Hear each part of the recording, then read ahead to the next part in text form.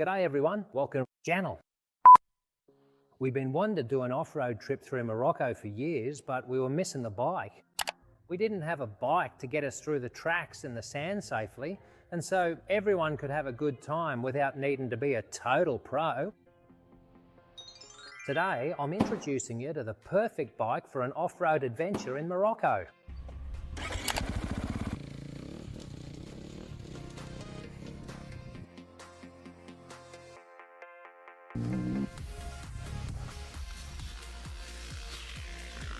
Triumph TF450E, this is the bike Triumph is using to take on the KTM group. They kicked off 2024 with the motocross version and they've been improving it, tweaking it, making it a bit more suited to Enduro thanks to Ivan. And here they present their ultimate weapon. I can't think of anything better. A bike for travelling through Morocco, for heading to Morocco, especially with Ivan along. The father, so to speak, of this model.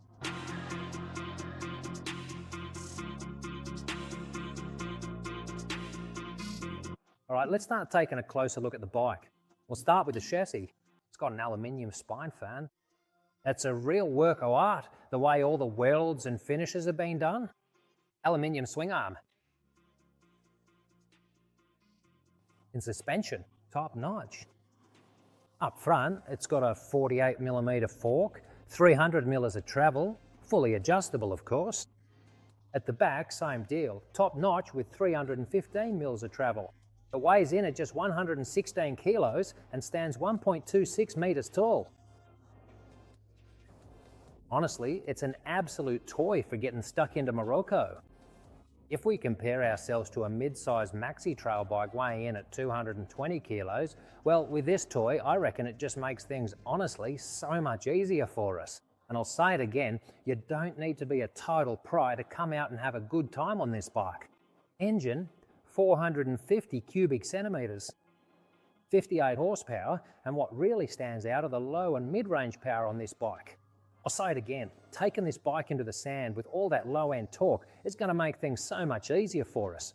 We won't have to be there burning out the clutch or constantly fiddling with the gears.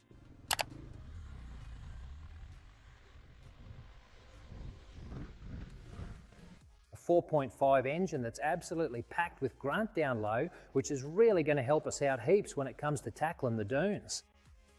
Again, you don't have to mess around with the clutch or the gears, which, by the way, yeah, the bike comes with a Q shifter, both up and down, one of the coolest I've seen on an Enduro bike. Let's start with the first button, launch control. You can set it up for race starts, Q shifter, because as you know, the bike's got a Q shifter, both up and down. You can turn it on and off from the controls. Traction control, same deal. You can set up the traction control. You can even change the power mats. There are 2 power maps, so you can make the bike a bit tamer or a bit more aggressive. The bike is packed with electronics, and it's electronics that actually work. I always go on about this. There are plenty of people who knock electronics, but honestly, at the end of the day, the electronics do work. They make it heaps easier to enjoy the bike, which is what it's all about.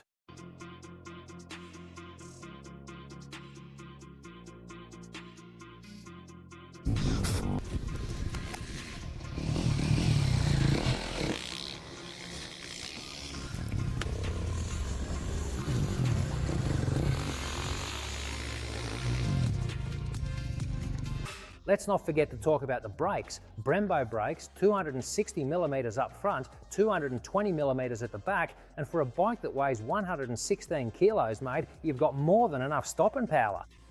The ultimate weapon for coming to Morocco, comfortable as. For our ride sections, because of course we'll have some stretches on the road, and with this bike you can cruise along in absolute comfort. An absolute beast for hitting the tracks with these suspensions.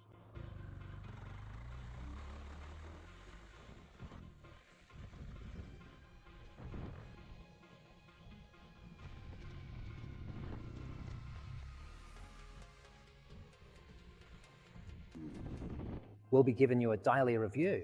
They've just brought us the bike and we'll show you more details as we go along on the trip. How it handles even on the road sections, on the fast REKM tracks and the Hercevich That's where we'll do the full review, and honestly, I can't wait. I'm itching to give it a go. All right guys, I'll leave you to it. They're unloading the new scrambler for us. I'm off.